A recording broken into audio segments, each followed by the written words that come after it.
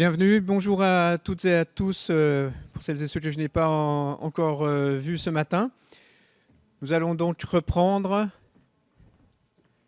cet après-midi de table ronde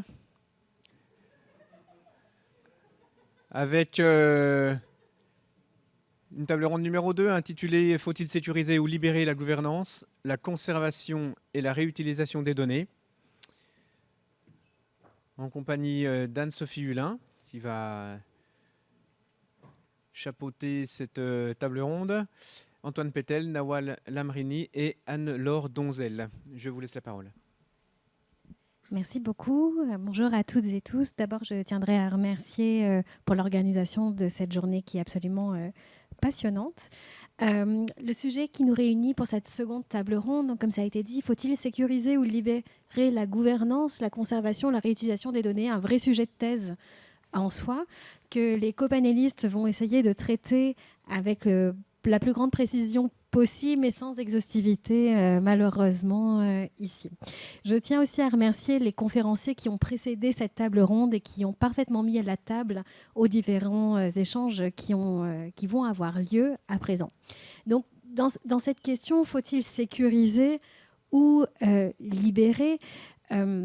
C'est une question qui est fondamentale, qui peut-être aussi avec l'intelligence artificielle prend une nouvelle, il n'y a pas changement de paradigme, mais il y a une acuité de plus en plus importante de savoir finalement comment est-ce que les organisations peuvent ou doivent aujourd'hui se positionner dans l'ouverture, le refermement des données. Si à un moment donné, l'ouverture a été nécessaire pour prévoir justement l'innovation technologique, on se rend compte aussi de plus en plus que la fermeture des données est un positionnement peut-être aujourd'hui qui est redevenu stratégique, d'autant plus stratégique où on voit avec notamment les risques de dégénérescence des modèles d'IA. Je n'en dis pas plus. Peut-être avant de commencer les échanges, je vais demander à chacun de ces panélistes de vous présenter rapidement sur vos expertises et aussi là où vous êtes aujourd'hui. Je commence, j'ai le micro. Moi, je suis Anne-Laure Donzel. Je suis co-gérante et consultante dans une société qui s'appelle Data Activist. Donc, vous verrez Samuel, et Samuel a été mentionné de nombreuses fois. C'est un de nos cofondateurs. On vient de la même société et j'ai longtemps été archiviste. Donc, je connais le sujet de tous ces beaux métiers de l'information et de la documentation un petit peu sur le bout des doigts, mais j'ai un peu quitté ça. Mais malgré tout, j'ai aussi ce regard qui viendra nourrir ce que je peux vous raconter. Bonjour à tous, Antoine Pétel. Donc moi je suis juriste et spécialiste des réglementations européennes sur les données et j'ai aussi la casquette de membre du comité d'administration du GF2I. Merci. Nawal Lamrini, donc je suis juriste également, mais j'occupe actuellement le poste de délégué à la protection des données au sein de Sciences Po Paris. Et donc j'ai été, depuis l'entrée en vigueur du règlement général sur la protection des données, proche du sujet en tant que DPO à l'Université de Nanterre, puis en collectivité et puis en consulting. Et donc voilà, mon parcours est assez linéaire dans le domaine de la protection des données, mais avec beaucoup de variations au niveau des champs d'expertise, avec notamment une question de gouvernance, mais beaucoup de terrain opérationnel. Donc je suis à mi-chemin entre la théorie de la protection des données et le fait de pouvoir appliquer au quotidien dans mon métier et mettre en pratique la stricte réglementation et tout ce qui est environnant. Merci beaucoup. Alors, faut-il sécuriser ou libérer, peut-être ce qui serait important, c'est de savoir déjà ce dont on parle exactement derrière ces termes-là. Donc, peut-être nous donner, selon vous, ce qu'on entend aujourd'hui dans le contexte actuel. Qu'est-ce qu'on entend par sécuriser, libérer? Quels en sont les enjeux du point de vue de la gouvernance?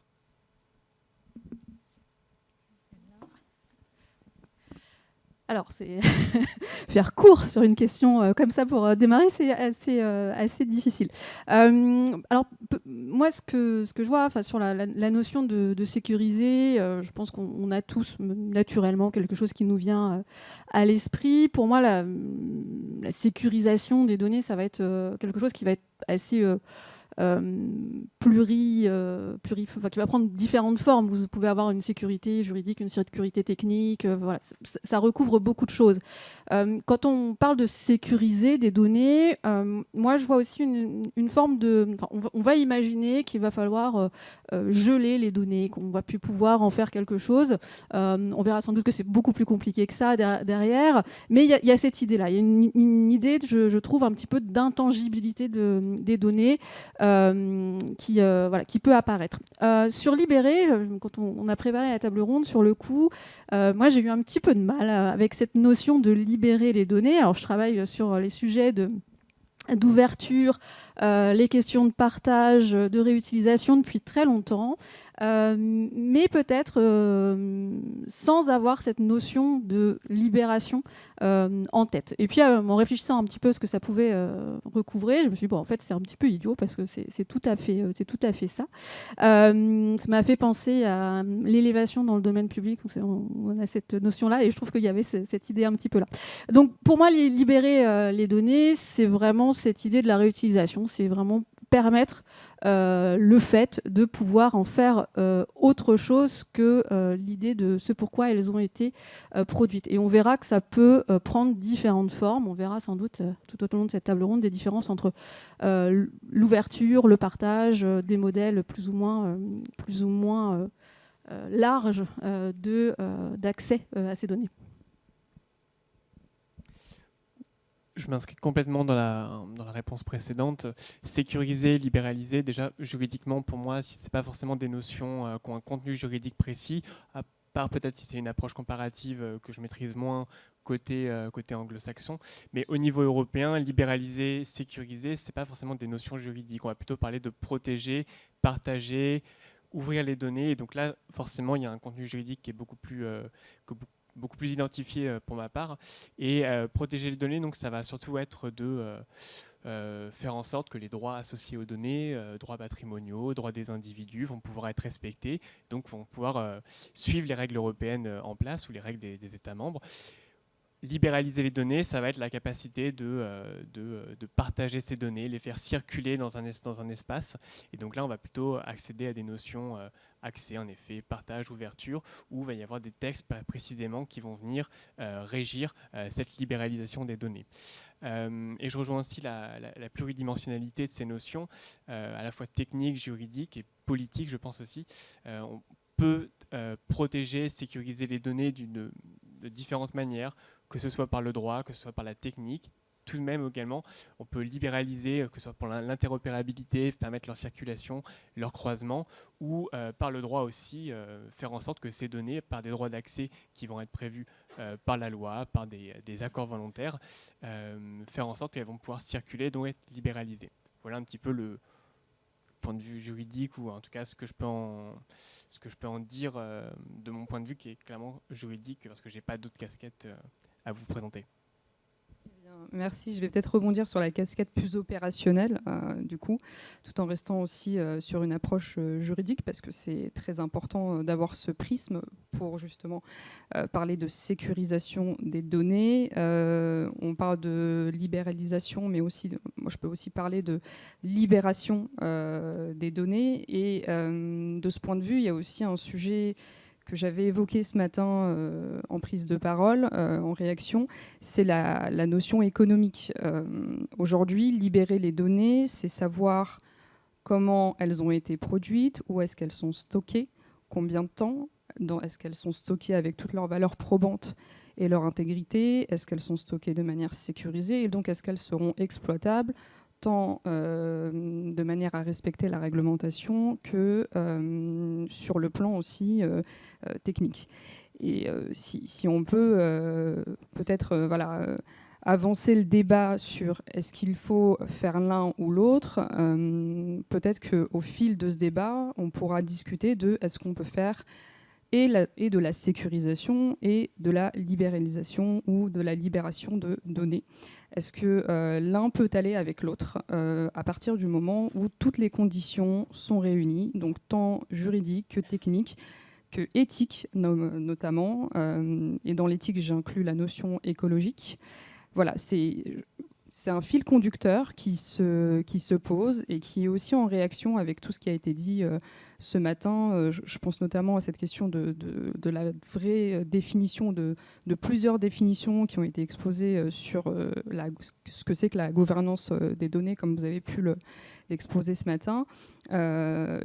Dans chaque domaine, vous avez le domaine de l'administration, le domaine de l'entreprise, de l'organisationnel, aura sa définition de la gouvernance des données. Et ce qui pourrait nous intéresser, c'est de comprendre en quoi le manque d'homogénéité a fait qu'aujourd'hui, l'exploitation et l'intégrité des données est une grosse question pour l'avenir. Merci beaucoup. Alors, on entend dans vos réponses que, en fait, finalement, il n'y a pas tant d'opposition absolue entre sécuriser et libérer, et qu'une voie médiane est possiblement envisageable, où les deux ne sont pas antinomiques. Mais d'un point de vue opérationnel, peut-être un peu plus concret, je suis quand même obligée de vous demander comment est-ce qu'on fait pour éviter que la sécurisation ne se traduisent par une privation complète des accès ou un verrouillage. Et de l'autre côté, comment est-ce qu'on s'assure que quand on veut libérer les données, on ne renforce pas justement des asymétries de pouvoir qui sont déjà très existantes et très fortes sur le marché. Là aussi, c'est une vaste question. Alors, sur la partie de la sécurisation, encore une fois, c'est assez difficile de voir ce qu'on sécurise. Finalement, quand on met en place une infrastructure de données, même une infrastructure de données ouverte, on sécurise par des protocoles du web, à l'état de l'art, etc. Donc, la sécurisation, elle arrive à toute étape. Comment on se prémunit, par contre, sur la deuxième partie de la question, comment on se prémunit d'un refermement des choses ou d'enclosure, pour faire le lien avec les communs de ce matin. Ça, c'est beaucoup plus difficile. Je pense qu'il y a quelques pistes qui ont été données ce matin. Moi, ce que je peux observer, alors moi, je travaille surtout avec des acteurs publics, des administrations, des collectivités territoriales. Ce risque et cette crainte, elle a toujours été là. L'open data, on en a beaucoup parlé ce matin, mais on n'a toujours pas atteint toutes les collectivités, toutes les administrations qui doivent faire de l'open data n'en font pas forcément, ou ne vont pas jusqu'au bout de ce qu'elles devraient publier. Notamment par beaucoup de craintes sur les usages malveillants qui pourraient être faits, plein de fausses bonnes raisons de ne pas en faire. Donc ce principe même de potentiellement refermer, il existe déjà, mais il existe parce qu'en fait il y a des choses qui n'ont pas été ouvertes, donc c'est pas refermer, mais c'est ne pas aller jusqu'au bout de l'ouverture. Mais on voit réapparaître aujourd'hui pas mal de discours autour de refermer des choses qui, dans la loi aujourd'hui, auraient dû être potentiellement ouvertes. C'est une petite musique qui revient pas mal sur des choses, alors sur des sujets plus ou moins, je pense, opportuns, et qui, je pense, peuvent être assez dangereux, parce qu'on a toujours le risque de voir, ce matin on a parlé de beaucoup de lutter contre des monopoles, mais à partir du moment où on referme, à partir du moment où on crée des systèmes où l'accès peut être laissé à certains acteurs et pas à d'autres, le risque est toujours finalement de recréer des monopoles, même si on partait d'une bonne intention. Donc je pense qu'il y a beaucoup de choses aujourd'hui qui se jouent. C'est des questions qui sont extrêmement complexes. On l'a vu ce matin. Encore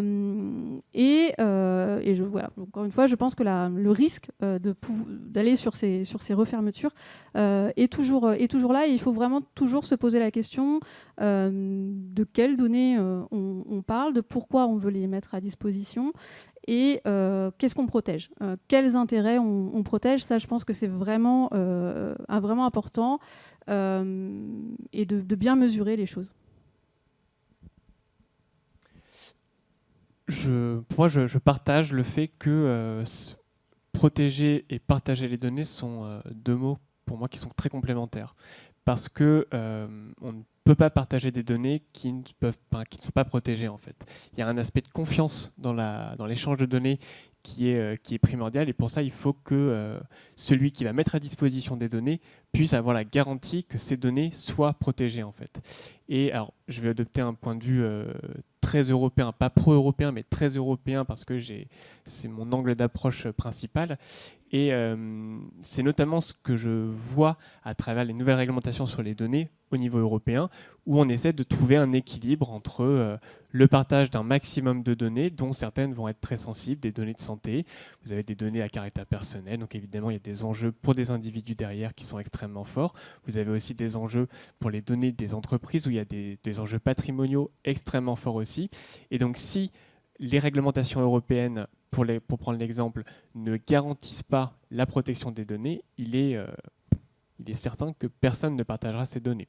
Donc l'équilibre à trouver, en fait, c'est par le droit, de trouver un équilibre entre la protection et le partage des données. Donc là, on va trouver, cet équilibre va s'opérer en fait avec des mesures techniques, organisationnelles, juridiques, qui vont permettre de garantir que lorsqu'un détenteur de données va les mettre à disposition, soit par sa volonté, soit parce qu'il est contraint, il va pouvoir être sûr en fait que ces secrets d'affaires, c'est notamment un des points dans les droits patrimoniaux où la balance se fait, il va pouvoir être sûr en fait que ces secrets d'affaires ne vont pas disparaître.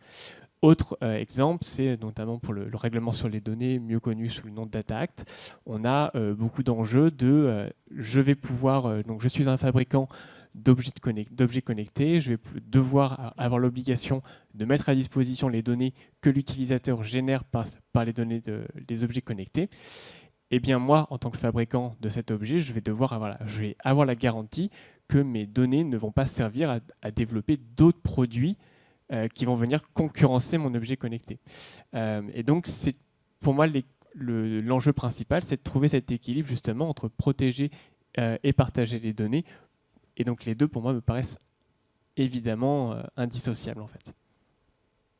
Merci. Du coup, je vous rejoins sur cette notion de compatibilité.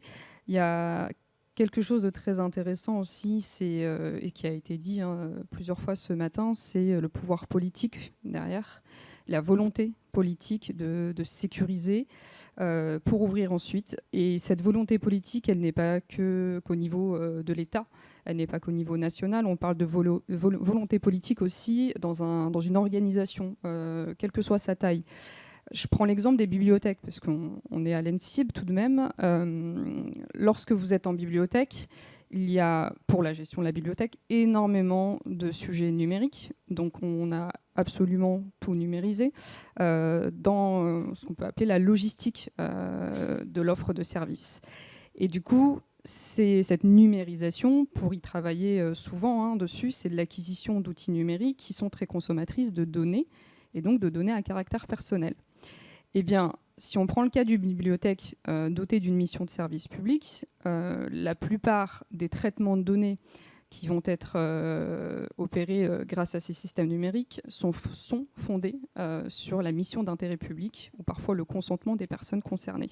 Vous prenez une mission d'enseignement supérieur, on ne redemande pas le consentement systématique, c'est une offre de service interne, et donc on base souvent le traitement sur la mission d'intérêt public, et parfois sur le consentement lorsque le traitement n'est pas nécessaire en fait, à l'enseignement. Et du coup, ça rejoint la question de la préparation de la donnée. Quand on sécurise ces produits-là et cette offre de services numériques, ce qu'on fait, c'est qu'on se projette sur la nécessité et la capacité de cet outil à recevoir des données qui seront stockées pendant un certain temps, qui seront amenées à être traitées, qui seront amenées à faire l'objet d'un appariement, sans doute aussi avec d'autres données. Et les personnes vont devoir, qui en fait vous confient ces données-là, vont devoir prendre connaissance de ce qu'on peut appeler de l'information préalable des personnes. Et donc c'est tout l'enjeu. L'information préalable des personnes, et ma collègue Cécile qui est ici pourra en témoigner, c'est la clé pour une bonne réutilisation des données. Lorsque vous prévenez les personnes en toute transparence de l'objectif et donc de la finalité de traitement, que vous rendez le traitement licite, puisqu'il obéit en fait à une mesure de proportionnalité entre l'objectif poursuivi et le droit des personnes concernées, il se passe quelque chose d'extraordinaire, c'est que vous faites de la préparation de données pour ensuite pouvoir les réutiliser pour un objectif, une finalité ultérieure, tout en restant transparent et en permettant aux personnes d'exercer leurs droits comme la réglementation le prévoit. Et c'est très intéressant parce que lorsque la volonté politique y est, il y a des moyens mis à disposition, des moyens humains, des moyens du coup techniques et juridiques, et donc des moyens financiers pour permettre de l'acquisition d'outils numériques en bonne conformité. Si je dois vous donner un petit exemple très rapide en tant que DPO, l'analyse d'un outil, de l'acquisition d'un outil numérique est très long. On ne fait pas qu'acheter une licence, par exemple, une licence en SaaS ou on-premise. On analyse quel éditeur en fait, est derrière la solution, toute la chaîne de traitement et la chaîne des acteurs du traitement, le stockage, la conservation et les modalités de conservation des données, la réversibilité notamment, puisque vous êtes sur des contrats, donc forcément, potentiellement, on n'est pas sur des engagements perpétuels, donc il faut prévoir aussi le rapatriement des données en cas de rupture contractuelle. Et on s'intéresse en fait, donc du coup, à tout cet ensemble pour ensuite au mieux préparer le recueil et la collecte de ces informations qu'on souhaitera utiliser plus tard. Et donc plus on a de moyens, plus forcément on a de la sécurisation des données qui sont collectées du coup via ces services numériques. Et donc c'est très important de parler de la notion politique, puisque sans cette volonté, on est sur de l'acquisition rapide. Alors moi j'ai vu avec d'autres DPO, des logiciels, et je ne parle pas que de la question bibliothèque, mais dans l'enseignement supérieur, des acquisitions très rapides, notamment via des centrales d'achat, pour ne pas en citer, où on prend une licence via un clic, on paye une facture avec un devis, et puis on ne sait pas ce qui se passe derrière. Et du coup, pour informer les personnes et pour faire un traitement de données qui soit pertinent, avec une réutilisation qui est en plus possible par la réglementation dans une mission d'intérêt public, eh bien, on n'y est pas du tout. Donc voilà, c'est... Pour moi, en tout cas, pour conclure cette chaîne d'observation avec mes copanélistes, la volonté politique et les moyens sont des atouts pour permettre en fait, une véritable application de la sécurisation des données et de l'ouverture en conséquence. Alors la volonté politique, elle a été quand même là, d'une certaine manière, dans le cadre de l'Union européenne, où ces dernières années, on a vu une avalanche de textes qui étaient arrivés. Bon, il y avait le RGPD, mais le DGA, le Data Act et les Acts.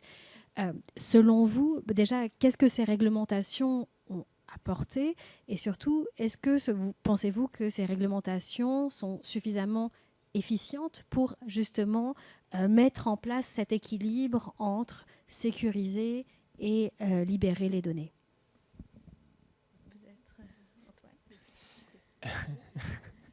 Alors, je vais essayer de donner ma réponse en quelques éléments. C'est vrai qu'au niveau de l'Union européenne, depuis 2020, on a un modèle du partage de données, de l'échange de données qui est en train d'être construit. Ces réglementations, elles sont très récentes. Elles ont été pensées en 2020 avec la stratégie du 19 février 2020 et elles vont être sûrement actualisées cette semaine avec le 19 novembre, la nouvelle stratégie pour l'Union des données qui va un petit peu faire un bilan de ce mouvement 2020 et qui va apporter plusieurs orientations nouvelles. Et alors, qu'est-ce qu'on essaie de faire au niveau européen? On essaye, ça c'est personnel, c'est ma vision des choses. Je ne dis pas que tout le monde partage ça. On s'est rendu compte au niveau européen qu'il fallait développer l'intelligence artificielle. Et donc, c'était la feuille de route que Ursula von der Leyen, lors de son premier mandat, avait confiée à Thierry Breton, commissaire français au marché intérieur.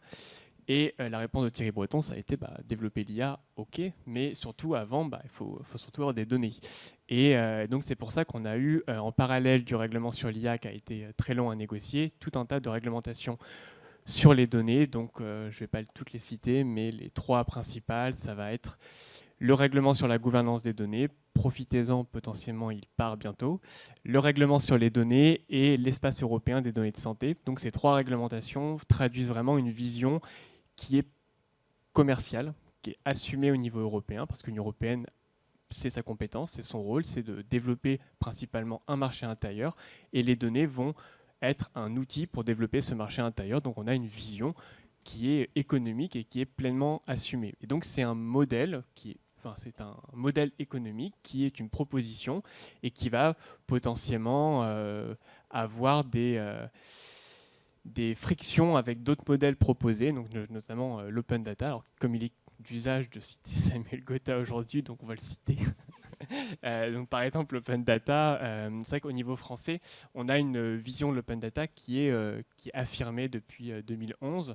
Et mon sentiment, c'est qu'on va forcément avoir une conciliation, voire une opposition, en tout cas on va devoir trouver un nouvel équilibre pour, au niveau français, essayer de concilier ces nouvelles orientations européennes, ce modèle européen, qui peut très bien échouer, je le dis tout de suite, ce modèle européen peut échouer, mais en tout cas, pour l'instant, on essaye de le voir, il est né, on essaie maintenant de le voir grandir, et potentiellement, on va l'ajuster un petit peu, mais ce qui est certain, c'est que d'un point de vue juridique, il y a une primauté des règles européennes, et donc juridiquement, on va forcément, je pense, avoir des moments où on va devoir concilier un petit peu ce modèle open data français qui apporte des éléments extrêmement intéressants, qui a peut-être d'autres limites et qui vont peut-être devoir être concurrencés, discutés avec le modèle européen qui va, je pense, finir par devoir primer ou au moins pas s'imposer, mais en tout cas, il existe, donc il va falloir faire avec au niveau français.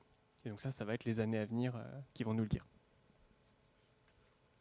Merci, c'est déjà très complet, donc je ne vais pas étendre la discussion pour la meubler. Mais voilà, je dirais que pour moi, en tout cas, il y a deux formes de pouvoir politique. Donc le pouvoir politique qu'on connaît via les réglementations, les normes, les autorités de contrôle également. Et vous avez les pouvoirs politiques qui sont centrés au sein d'une administration avec un agenda politique. Et celui-là, il est très... on ne le soupçonne pas comme étant très impactant, mais il l'est. C'est-à-dire qu'aujourd'hui, les décisions d'application de ces réglementations-là et leur impact dans une organisation passent par les personnes qui la gouvernent. Donc forcément, lorsque vous avez des dirigeants qui sont sensibles aux enjeux de sécurisation, de protection des données stratégiques ou personnelles et qui ont aussi une fibre, je parle là pour les dirigeants de l'administration, de la transparence de la vie publique, tout de suite vous allez avoir en fait une chaîne de traitement de ces informations et de ces données qui sera beaucoup plus compatible avec les réglementations qu'on nous impose. À l'inverse, lorsque vous avez des dirigeants dont l'agenda politique n'est pas du tout orienté sur ces sujets-là, vous pouvez observer des divergences, notamment dans l'ouverture des données de certaines administrations. Et ça, c'est hyper fort pour avoir été, comme je vous le disais, depuis 2018 dans le domaine et avoir eu plusieurs dirigeants.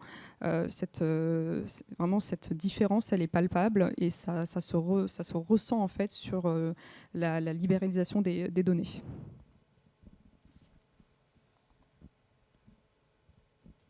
Ouais, peut-être un tout petit mot sur ce sujet-là.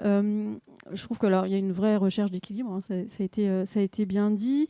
Je pense qu'il y a une vraie recherche d'un équilibre, surtout avec le secteur économique. On a des textes, les textes qui ont été mentionnés ont vraiment la vision économique, comme l'a dit Antoine. On voit apparaître aussi des notions, vous avez la notion de data space, ce genre de choses qui apparaît, où on a vraiment la recherche aussi de pouvoir travailler entre les données du secteur public, du secteur privé. Donc moi, comme j'ai déjà pu le mentionner, je pense que le risque est de pouvoir avoir des situations de nouveaux peut-être monopoles ou de situations de partage qui peuvent être des situations relativement arbitraires où c'est certains acteurs qui vont avoir patte blanche et moins d'autres. Donc ça peut être assez dangereux ou en tous les cas à surveiller de près. Alors des textes qu'on n'a pas mentionnés, moi je les trouve aussi importants, mais alors, ils sont très très très très peu connu dans le secteur français, c'est l'ensemble des directives PSI, Public Sector Information, qui ont quand même beaucoup apporté sur le sujet de l'ouverture des données et sur le sujet de la réutilisation. La dernière directive PSI, elle date de 2019. Je pense que pour continuer de réussir à avoir ce travail de mettre en lien tous ces textes-là, je pense que peut-être une nouvelle version de PSI serait intéressante. Mais voilà, mais il y a une vraie recherche d'équilibre au niveau européen. Merci. Alors c'est sûr que de manière sous-jacente à ces questions-là se pose aussi une question de la souveraineté d'une certaine manière. Donc en quoi la gouvernance des données finalement sous ces enjeux justement sécurisés et libérés est une question de souveraineté, et pour qui est-elle une question de souveraineté? Alors, elle l'est beaucoup pour les élus en ce moment. Vous intervenez en collectivité, c'est un des leitmotifs vraiment très importants aujourd'hui. Moi, je pense qu'il y a beaucoup de choses qui ont été dites ce matin sur ces questions de souveraineté. Il y a vraiment ce que je perçois en tous les cas des relations avec les acteurs publics avec lesquels on travaille, c'est qu'on sent vraiment cette crainte de perte de maîtrise sur un angle de sécurité informatique pure et dure, mais aussi sur un angle beaucoup plus politique, vraiment de crainte de l'intervention d'une puissance étrangère sur les données, l'accaparement, etc. Tous ces sujets-là, on les sent vraiment très forts aujourd'hui. Ce n'était pas du tout le cas il y a 2 ans. Je pense que c'est un sujet qui est vraiment très récent. Et que les acteurs, et en particulier les élus, ne savent pas encore très bien définir. Mais on l'a vu ce matin, c'est aussi des sujets qui sont complexes. La question de souveraineté, elle va dans plein d'aspects. Mais en tout cas, aujourd'hui, c'est vraiment quelque chose qui apparaît très fort. Et qui est difficile c'est difficile de répondre à ces questions-là quand on intervient, parce que vous avez la question de la territorialité. C'est beaucoup appréhendé par cette question de la territorialité. C'est où sont mes serveurs avec mes données, globalement. Et aujourd'hui, il faut expliquer que même si les serveurs sont en France, ça peut être un petit peu plus compliqué simplement que ces questions de territorialité. Donc voilà, on sent que les élus, les exécutifs ont vraiment entendu ces questions-là. Ils ont compris que c'était des sujets. Ils ne savent pas toujours par quel bout le prendre. Mais c'est vraiment dans l'air du temps. Alors moi, je vais mettre de côté le terme souveraineté, ça c'est un débat entre juristes.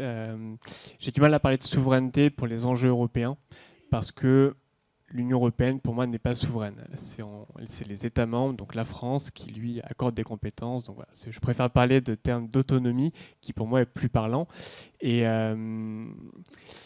je pense que l'enjeu, en fait, principalement tel que je lis les initiatives européennes, c'est un enjeu d'autonomie technologique, en fait, tout simplement, parce qu'on voit aujourd'hui que les applications numériques qui sont développées à partir de données sont principalement américaines ou chinoises. Et donc, depuis 2020, l'Europe essaie de se sortir de ce duo, en fait, de ce face-à-face, en essayant de développer ses propres applications dont elle va avoir la maîtrise. Et donc pour ça, en fait, c'est pour ça qu'elle veut essayer de développer en fait toute une économie sur les données. Donc il y a un enjeu technologique, et il y a aussi un enjeu, et là on va parler du RGPD, c'est l'accès en fait aux données des individus, où est-ce qu'elles circulent, où est-ce qu'elles vont. Au-delà des données des individus, c'est les données des entreprises, des administrations. Par exemple, le règlement sur la gouvernance des données, le règlement sur les données prévoit pour la première fois, en dehors du RGPD, prévoit des régimes qui vont venir en fait limiter l'accès des entités dans des pays tiers aux données des acteurs européens. Parce qu'il y a évidemment un enjeu de est-ce qu'une juridiction américaine peut accéder aux données d'une entreprise européenne, quand bien même elle soit extrêmement confidentielle. Et donc là, il y a tout un enjeu aussi d'autonomie technologique, autonomie dans la maîtrise de nos données. Et donc c'est comme ça que moi je perçois en fait cet enjeu d'autonomie. Merci. Voilà, du coup, je suis encore tout à fait d'accord avec ce qui vient d'être dit, et particulièrement sur cette notion d'autonomie, puisque, à mon sens, moi, je n'y crois plus. Ça, c'est la partie vraiment terrain qui vous le dit. Je n'y crois plus, moi, en ce concept de souveraineté. D'ailleurs, je ne sais même plus ce que ça veut réellement dire dans un marché ouvert. À titre d'exemple, donc, dans le contrôle des données, que ce soit au niveau de la chaîne de traitement ou de l'accès voilà, par des voies juridiques douteuses outre-Atlantique, il y a cette question aussi d'autonomie qui vise malheureusement des entreprises françaises et européennes qui tentent de se développer avec une certaine autonomie, mais qui malheureusement finissent par faire appel à des sous-traitants qui restent des sous-traitants étrangers. Et donc, dans la chaîne de traitement, de la chaîne de sous-traitance, lorsque vous, préalablement, vous êtes DPO très content de voir que votre entité a présélectionné des entreprises souveraines, du coup, vous vous rendez compte, une fois le plan d'assurance sécurité, une fois la politique de données et la chaîne de traitement, que ces entreprises sont aussi dépendantes d'autres puissances et qu'une boîte aux lettres, une domiciliation ne fait pas le principe de souveraineté. Et c'est là que la réalité nous rattrape. Comment est-ce qu'on sécurise justement cette chaîne d'acteurs? Quel est le pouvoir juridique très étendu extraterritorial du RGPD qu'on cite souvent, et à quel point il pourra être opposable à ces acteurs étrangers? Et du coup, on se heurte face à un mur qui est aujourd'hui l'autonomie économique et juridique et la préservation des intérêts, qui n'est pas malheureusement maintenant une question de souveraineté. Et ça, c'est très très important, et on le voit arriver avec l'IA, et du coup, ce qui va s'en suivre sur peut-être l'allègement de la réglementation pour permettre à l'Europe et à ses États membres de pouvoir innover. On se rend bien compte qu'aujourd'hui, c'est un terme qui peut être désuet, la souveraineté. Alors, je vois que le temps file et qu'on doit avoir gardé une période de questions à peu près maintenant. Alors, c'est parfait. Bon, voilà. Est-ce que dans la salle, il y aurait des questions pour nos panélistes? Oui.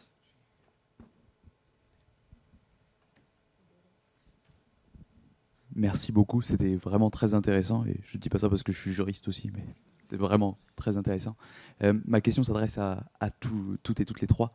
On sait que la réglementation européenne sur les données est compliquée à lire, elle est difficilement lisible. Il y a, je crois, du coup, comme vous le disiez, M. Pétel, un projet de simplification au niveau européen.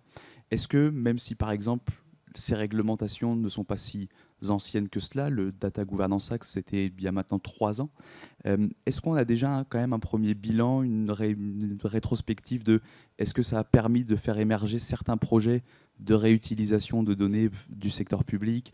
Je sais que, par exemple, la DINUM, qui avait obtenu une compétence pour aller susciter un peu auprès des administrations le partage, ou plutôt la réutilisation des données protégées, c'était 2023.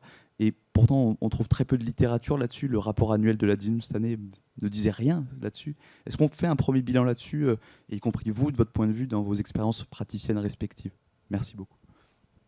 Je vais répondre très rapidement et vous passer le micro, en tout cas en ce qui me concerne, et merci pour la question.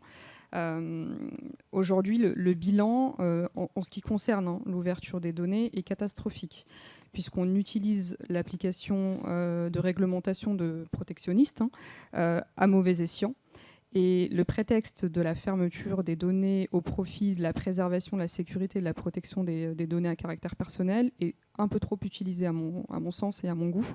Et donc, ce qui fait qu'on est sur une régression. Ce que je disais ce matin en intervention, c'est le bilan en tout cas qu'on peut en faire et que je peux moi-même en faire, et je me fais aussi la voix d'homologue DPO avec qui je travaille dans l'enseignement supérieur. C'est assez problématique puisque d'un côté vous avez un bilan qui est aussi peu satisfaisant en termes d'accès aux droits, en termes de transparence depuis l'application de la réglementation. Et d'un autre, vous retrouvez même avec l'émergence de nouvelles réglementations autour de la libre circulation des données et de l'accès aux données, avec une fermeture qui motivée et rendue légitime par ce qu'on peut appeler la protection des données. Dans la protection des données, d'ailleurs, avec un grand D, on parle notamment de la protection des données confidentielles, soumises à droit d'auteur, droit des tiers. C'est assez particulier et c'est un bilan, en tout cas, qui aujourd'hui ne nous permettra pas d'avancer sans qu'on puisse se poser 2 minutes et faire la part des choses. Pour vous répondre, je pense que l'essentiel est là, c'est-à-dire qu'on a des textes qu'on va maintenant pouvoir modifier, ajuster, mais au moins tout le monde a sous les yeux le fait qu'il existe des textes qui vont régir des enjeux que tout le monde juge importants. Donc je pense que l'essentiel est là. Après, un bilan, c'est très difficile à faire. D'ailleurs, j'ai un aveu à faire, c'est la 3e édition à laquelle je participe et j'ai l'impression à chaque fois de vous envoyer le message. Je vais dire des choses, mais potentiellement, ça va très vite changer. Encore une fois, ça va très vite changer potentiellement, parce que cette semaine, potentiellement, les textes vont encore évoluer. Il va y avoir des régimes qui vont être supprimés, des régimes qui vont être modifiés. Donc, en fait, on voit qu'il y a un tâtonnement côté européen. On a mis des choses en place et on va ajuster petit à petit. On va créer de nouveaux régimes. Ça va se mettre en route petit à petit. Je pense qu'il faut aussi être réaliste. Une réglementation, les règlementations qui sont aujourd'hui stabilisées, notamment au niveau européen, elles ont mis des dizaines d'années à se stabiliser. C'est des réglementations. Le règlement sur les données, il est entré en application le 12 septembre dernier. Et je peux vous assurer qu'il va y avoir des contentieux très nombreux parce que le texte est assez mal fait. Le règlement sur la gouvernance des données, le chapitre 2 sur la réutilisation des données protégées, c'est difficile d'en faire un bilan aujourd'hui parce que déjà, ce n'était pas un droit de réutilisation, c'était uniquement si vous permettiez la réutilisation de données protégées, vous deviez suivre des règles. Mais si vous ne le faisiez pas, vous n'aviez pas d'obligation. Donc il y a déjà une contrainte qui était quand même insuffisante pour qu'on ait vraiment des cas concrets qu'on ait sous les yeux. Et en plus, la DINUM, je crois, a mis un an et demi avant d'être désignée autorité pour... Donc c'est aussi... je comprends très bien pourquoi ils n'en parlent pas dans leur rapport. Mais non, aujourd'hui, c'est quand même très compliqué. Le règlement sur l'espace européen des données de santé n'est même pas entré en application. Aujourd'hui, je pense que c'est trop tôt pour faire même un premier bilan. Ce qu'on peut juste dire, c'est que les réglementations, elles évoluent, mais elles sont toujours là, donc ça veut dire que ça répond quand même à un besoin. Bilan intermédiaire, je pense qu'il interviendra quand déjà toutes les réglementations auront 1 ou 2 ans de... On voit par exemple que pour le DMA et DSA, on commence déjà à avoir des rapports d'évaluation, donc ça va venir bientôt, mais là c'est trop tôt, je pense. Peut-être prendre une autre question. Je ne vais pas rajouter autre chose qu'il n'y a pas de bilan encore. je suis assez d'accord. Par rapport à toute votre conversation sur la question de souveraineté, de données, etc., il y a eu une phrase d'un politiste qui me revenait en tête qui disait les Chinois innovent, les Américains copient, les Européens régulent. Ou c'est les Américains qui innovent, les Chinois qui copient. Et en tout cas, ce qu'il y a de sûr, c'est que les Européens, ils ont le boulot de réguler. Est-ce qu'il y a une autre question pour cette table ronde ? Oui. Je me pose des questions sur la gestion du risque. Attends, Ghislaine, parce que pour que les gens entendent en distanciel. Bon, moi, les droits, je ne connais pas grand-chose, mais je vois bien que c'est la gestion du risque qui, finalement, fait évoluer aussi le droit. On a tous vécu ce problème de chef d'entreprise dont on trouverait l'adresse et domicile dans l'open data et quelque part qui facilitait tout ce qu'on a connu sur l'enlèvement des chefs d'entreprise, les rançonnages, rançons, etc. Pareil pour les plans des... Je ne vais pas paraître pour très négative, mais les plans des institutions publiques, les problèmes d'attentats, enfin, il y a beaucoup de données stratégiques qui aussi sont peut-être utilisées à mauvais escient. Et non pas ce pourquoi on avait prévu de les utiliser. Donc voilà, moi j'ai du mal à comprendre comment le droit intègre cette gestion du risque. Est-ce que c'est pragmatique et au fur et à mesure que des problèmes se posent, on va requalifier les données en termes de données sensibles. Voilà. Comment vous pouvez m'éclairer là-dessus ? C'est un double mouvement. Alors moi, je ne suis pas juriste. Je pense pas que ce soit au droit de définir de façon très granulaire ce qui est un bon usage, un mauvais usage, etc. Il va poser un cadre et en effet, ensuite, chaque acteur va faire de la gestion de risque. Et ça fait partie de ces grands fourre-tout de la gouvernance de données, aussi d'y mettre cette question de gestion de risque. Le problème des fois de l'approche par la gestion de risque, et je l'ai un petit peu dit tout à l'heure, c'est qu'on va avoir tendance à voir du risque partout et de se dire ah mais non mais là c'est trop risqué, je fais pas. J'ai un petit exemple il n'y a pas très longtemps, qu'on m'a rapporté il n'y a pas très longtemps du milieu des archivistes, où dans les archives vous avez notamment des cartes postales, des dizaines et des dizaines de cartes postales du début du XXe siècle. Et puis on se dit, ah ben non, on va pas mettre en ligne les cartes postales et les rendre réutilisables par des personnes. Pourquoi ? Potentiellement, gestion de risque sur du droit d'auteur. Vous êtes sur des cartes postales qui ont peut-être été publiées en 1920. Franchement, le risque sur un contentieux droit d'auteur, vraiment, il est très très faible. Et c'est la problématique de la gestion de risque. C'est que finalement, on va dire, maintenant il y a un risque. Oui, mais la proportion du risque, c'est ça la gestion de risque, c'est de se dire le risque, il est vraiment, il va avoir lieu. Donc là, on est sur un très très haut niveau de risque. Par contre, le risque que ça arrive, il est vraiment très très faible. Donc on fait de la gestion de risque, on choisit d'ouvrir parce que les conséquences sont pas trop importantes voilà. Après, mais c'est compliqué parce que par une approche comme ça, on a vraiment souvent l'habitude de voir la pire des catastrophes qui peut se passer. Malgré tout, les cas de figure sont quand même très, très, très, très, très faibles. Si vous voulez avoir l'adresse d'un chef d'entreprise, il n'y a pas que parce qu'il y a son adresse dans la base SIRET, parce qu'il est sur les réseaux sociaux, parce qu'il est, etc. Il peut lui-même, en fait, diffuser ces informations de façon consciente ou inconsciente.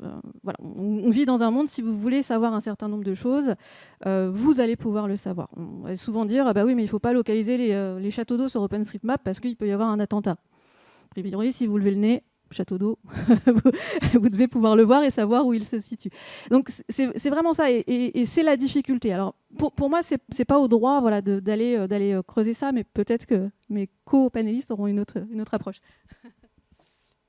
La notion de risque, elle est au cœur de toutes ces réglementations sur les données, et notamment elle est assumée par le règlement sur l'IA, où là on a des catégories de système d'IA à haut risque, et donc elle est au cœur. Elle est peut-être moins évidente dans les réglementations sur les données, plus évidente côté RGPD, où là on a une logique par les risques qui est clairement assumée et explicite, mais on la retrouve en fait dans les autres réglementations sur les données, règlements sur les données, règlements sur la gouvernance des données, tout simplement parce qu'on va catégoriser des données qui vont être plus ou moins sensibles, pas au sens du RGPD, mais parce qu'il y a une confidentialité, il y a des droits patrimoniaux, il y a des individus derrière, il y a la sécurité de l'État. Voilà. Donc on va en fait soit exclure certaines données des obligations d'ouverture, soit on va prendre le principe que ces données doivent être ouvertes, mais on va prévoir des mesures de protection, la pseudonymisation, l'anonymisation. En fait, le droit, il est assez à l'aise là-dessus. Je vois pas que les outils juridiques s'adaptent bien en fait à cette logique pour les risques. La question, ça va être où est-ce qu'on met le curseur et comment la technique va permettre au droit de partager le plus de données tout en protégeant techniquement les données qui doivent être protégées. Mais en tout cas, cette notion de risque, elle est vraiment au cœur de toute ces réglementations. C'est sûr, c'est trouver l'équilibre le meilleur possible. J'avais dit que je le dirais, puis j'ai oublié de le dire.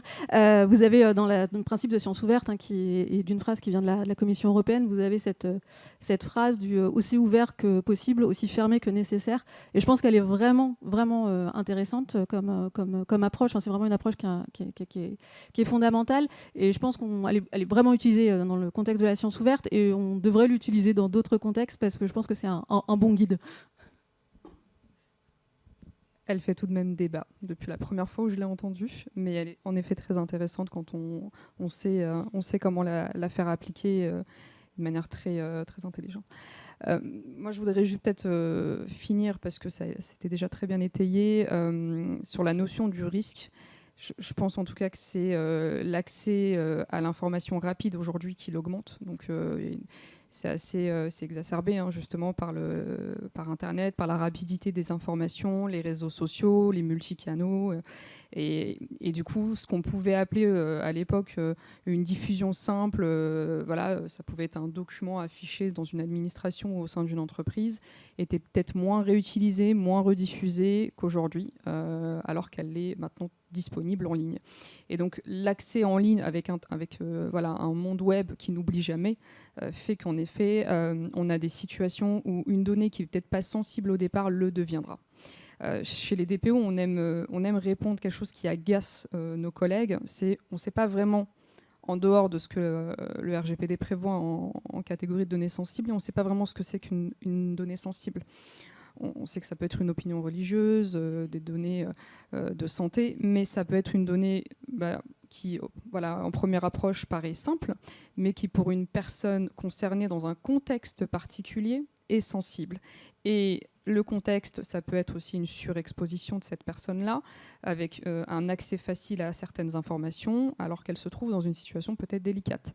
Ça, c'est une donnée qui finit par être sensible, parce que son utilisation impacte fortement la vie privée de cette personne et a des conséquences physiques, matérielles ou juridiques. Et donc, je pense clairement que si on avait une ouverture précédemment, dans une décennie précédente, des données, on avait peut-être moins cette notion de risque qu'aujourd'hui. Tu parlais tout à l'heure de contentieux, notamment sur une carte postale, mais potentiellement un tiers pourrait retrouver cette carte postale et se prévaloir d'un certain droit, puisqu'elle est en ligne. Je sais que ça paraît fou, mais c'est l'accès. Là, je vais mettre le point sur l'accès rapide à l'information qu'on n'avait peut-être pas avant, finalement. Bon, t'as pas l'air d'accord, mais je vais te laisser finir.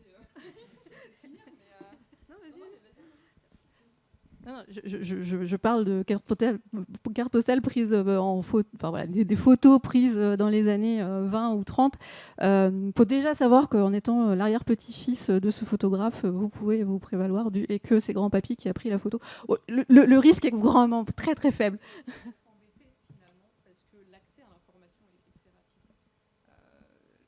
Le risque d'être exposé par rapport à un contentieux potentiel. Et là tu faisais la démonstration avec une carte postale, ça peut arriver absolument sur tout type d'information. Et ça, j'en ai la connaissance au quotidien, puisque je gère les exercices de droit d'accès et de suppression droit à l'oubli en ligne, de personnes qui me disent, c'est même des usagers, des usagers externes et internes à l'établissement, qui me disent, mais alors attendez, oui, moi je suis intervenue à ce moment-là, on a pris une de mes paroles et on l'a diffusée, ou on a diffusé un document me concernant, ou c'est un acte administratif, mais aujourd'hui, même si c'est un PV qui provient d'une instance, je considère que c'est pas dans le bon contexte, donc ça a un impact sur ma vie professionnelle, je veux que ça soit retiré. Et en effet, là, sur la situation d'une carte postale d'antan, on a peut-être moins de risques, mais on a plus de risques d'être embêté parce que l'accès à l'information est devenu trop facile. Le fait que ce soit diffusé en ligne, que le monde d'aujourd'hui nous permet en un clic d'avoir accès à une information, il y a plusieurs nombres d'informations en même temps, fait que on peut se retrouver destinataire de demandes un peu particulières qu'on ne l'aurait pas avant. C'est plutôt ça le parallèle. Merci. Merci à vous. Merci aux panélistes.